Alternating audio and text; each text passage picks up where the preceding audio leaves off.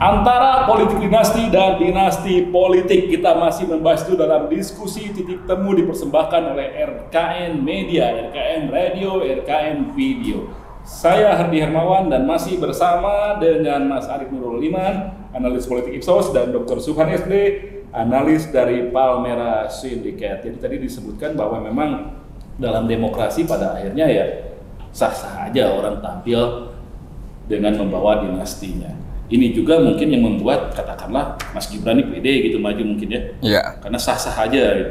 Ya sah secara regulasi sah kan sudah regulasi sah. Tapi kira-kira diterima nggak oleh masyarakat kita? Diterima atau tidak saya kira ukurannya keterpilihan. Nah, kita bisa mengukur ketika 14 Februari 2024. Tetapi kelompok-kelompok kritis aktivis pro demokrasi saya kira mempersoalkan langkah Mas Gibran ini karena Pak Jokowi masih menjabat. Ya. Kalau kita bandingkan dengan abang tadi sampaikan, kalau di Amerika ada jeda, ini di Pak Jokowi dengan Mas Gibran ini belum ada jeda. Iya. Di Filipina nggak ada jeda sih, tapi kan Filipina bukan acuan mesti. Iya. Okay. Kalau kemudian diterima atau tidak, saya kira tingkat keterpilihan, meskipun keterpilihan itu juga belum tentu. Kan bisa dilihat survei. Ya, kalau survei, saya sampaikan survei juga ya. Kebetulan kami survei Ipsos Public Affairs itu 1 sampai 10 Oktober kemarin kita lakukan survei tatap muka. Kita mencoba simulasi Pak Prabowo Subianto, cawapresnya, tokohnya kita list. Kemudian ada beberapa tokoh yang muncul. Yang paling tinggi Pak Erick Thohir pada waktu itu ya. Pada waktu itu sebesar 24%, Pak Mahfud MD, Pak Sandi, Pak Ridwan Kamil, dan yang kelima Mas Gibran 5%. Artinya dari data survei tersebut Mas Gibran hari ini tingkat elektabilitasnya belum moncer. Pada waktu itu. Pada waktu itu 1-10 Oktober tapi kemarin. Tapi kenapa dimasukin Mas Gibran waktu itu? Kan belum pasti. Pada waktu itu wacana itu sudah muncul. Jadi saya sudah dengar kasak kusuk, sudah muncul relawan Gibran, sehingga coba kita simulasi kira-kira siapa ketika Pak Prabowo Subianto berpasangan dengan Khofifah Indar Parawansa, Ganjar dengan Erick Thohir, Gibran Rakabuming. Sebaliknya juga di Mas Ganjar Pranowo kita juga lakukan simulasi yang serupa. Waktu itu masih 5%. 5%. Belakangan kan lembaga survei lain menyatakan sampai 36 lah ketika sudah berduet, itu berpasangan ketika sudah berpasangan. Ketika simulasi berpasangan, Pak Prabowo Subianto justru yang paling tinggi itu ketika berduet dengan Pak Erick Thohir. Ketimbang misalnya berduet berpasangan dengan Mas Gibran Rakabuming. Jadi ketika dipilih Anda melihat ini sebenarnya bukan soal elektoralnya. Benar yang menjadi pertimbangan ya. Oke. Terus Mas Subhan, menurut Anda kok pede kalau gitu secara elektoral ya? Tidak mencolok keunggulannya, lalu kemudian juga masih ada penolakan, lalu kemudian juga kemarin harus capek-capek dulu ke MK, kok tetap percaya diri juga gitu? Ini nanti yang bertanding bukan Mas Gibran, Mas. Siapa? Bapaknya nih. Ini bapaknya. Mas, nih. di kartu suara cuma ada 2 foto itu. Jadi faktor Gibran itu tidak bisa dilepaskan dengan bapaknya. Efek ekor jas tadi, keterpengaruhan, itu nggak mungkin. Jadi orang melihat pada sampai hari ini akan melihat bukan yang ada di foto itu nanti, orang di balik itu. Nah itu, jadi satu paketnya itu. Kingmakernya. Nah itu. Jadi bukan dilihat tadi calonnya itu loh, Mas. Itu bisa diterima sama orang-orang pemilih itu, melihat sosok yang maju tapi mengandalkan sosok lain. Karena begini, kita harus akui Pak Jokowi ini kan 2 periode ini memberikan sesuatu. 82% loh. Tingkat kepuasan publik sampai di akhir jabatannya ini 82%. Bayangkan coba. Ya kan? Jadi orang dalam memori orang selama 10 tahun ini berhasil. Kita harus mengakui itu. Jadi begitu ngelihat nanti Pak. Nah kita ini dalam pikiran kita ini kan ya mesti patronase, patrimonial, segala macam kayak gitu kan. Jadi hubungan kekerabatannya penting. Jadi nggak bisa orang lihat terpisah cuma Gibran doang. Pasti Gibran Widodo, Gibran Joko Widodo. Itu yang dilihat satu paket. Iya, nambah saya Bang. Ada data beberapa survei termasuk Litbang Kompas itu menyatakan bahwa capres-cawapres yang di endorsement Pak Jokowi itu berpengaruh sekitar 15,8% dari pendukung Jokowi Ma'ruf Amin di Pilpres 2019. Artinya ketika logika tadi berjalan, minimal dapat 15,8% ini dari suara dukungan Jokowi Ma'ruf Amin di 2019. Dan itu udah setengah loh Mas. Iya. Rata-rata 30% kan. Jokowi Ma'ruf Amin kan waktu itu cuma 56%. Ya. 15 dari situ toh. Ya. Berarti kan 15 kali 5,6 itu sekitar 8% lah nambahnya. Ya oke sih, Ya. sekarang 8% berharga. Satu partai itu. Satu partai. Iya. Betul Mas. Tapi emang masuk nggak sih gitu loh? Kalau Anda maju tapi orang mengenalnya Bapak Anda gitu kira-kira? Kalau dari yang kita tahu, salah satu teknik membranding kan dompleng nama besar. Oh. Kenapa kemudian banyak? Jadi nyaman-nyaman aja dengan begitu ya? Saya kira nyaman-nyaman saja. Bahkan beberapa tokoh nasional ini juga dompleng nama besar bapaknya. Misalnya Bu Mega itu, setahu saya dulu tidak ada nama Soekarno putrinya. Sebenarnya ada, cuman waktu Orde Baru nggak boleh. Oh ya. Kayak gitu ya? Ya itu kan dompleng ya, bukan dompleng. Mengkapitalisasi modal sosial orang tua untuk jadi alat modal politik ketika berkontestasi. Secara demokratis tentu sah-sah saja. Nah itu mungkin yang dilakukan Mas Gibran seperti Bapak sampaikan tadi. Iya. Tapi kan kalau biasanya orang melihat ketika tampil membawa dinasti, keuntungan yang didapat itu paling banter ya dikenal lebih luas dan lebih dulu dikenal dibanding yang lain. Iya.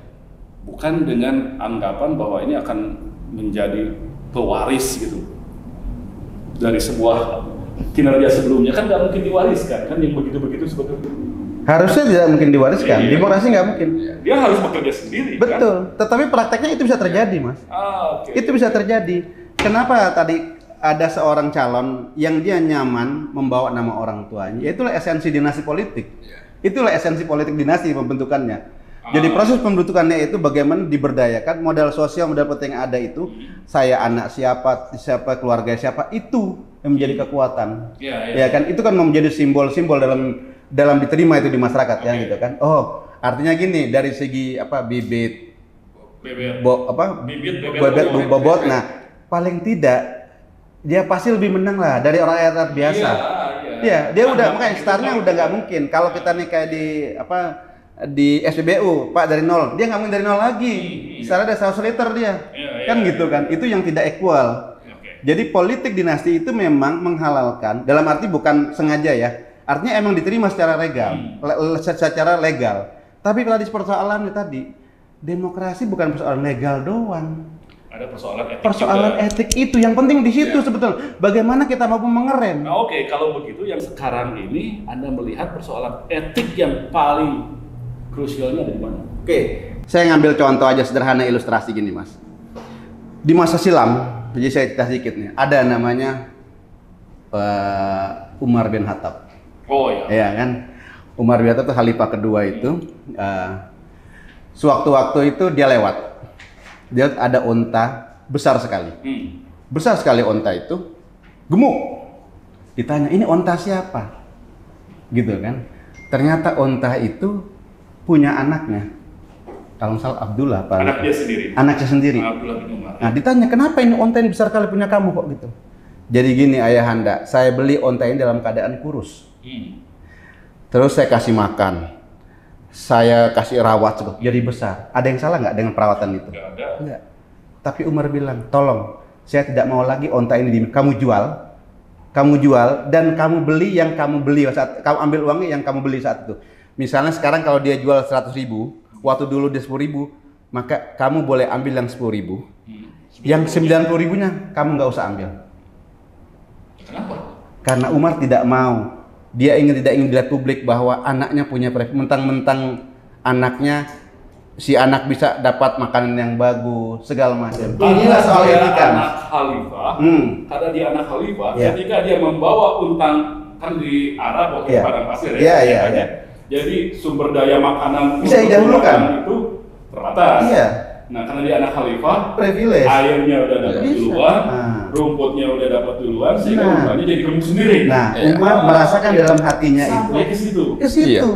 Itu loh contoh yang sederhana, yang sangat, maksudnya ya terlalu kalau kita melihat contoh itu. Terus kalau dicerminkan kondisi sekarang gimana? Malah sekarang ini, kalau saya gini, kita to the point saja kasus misal MK sekarang ya kan. Pak Jokowi seharusnya begitu melihat ada kepentingan ini, yang bisa menguntungkan dia dan keluarganya, harusnya itu yang dicegah. Harusnya yang dicegah.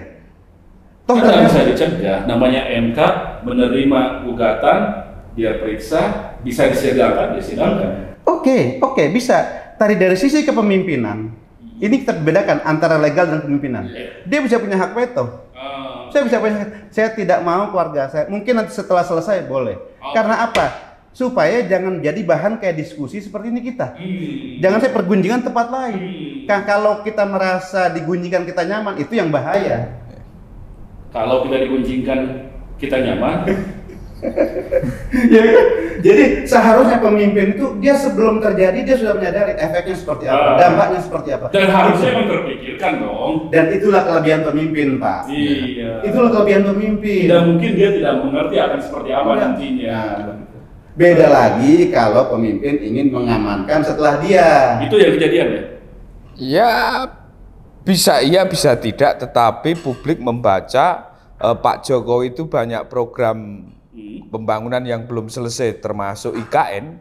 Bisa jadi majunya Mas Gibran itu untuk memastikan pembangunan proyek-proyek mercusuar Jokowi yang belum selesai. Itu salah satu saya kira pandangan publik kenapa Pak Jokowi dalam tanda petik mengajukan Mas Gibran ini.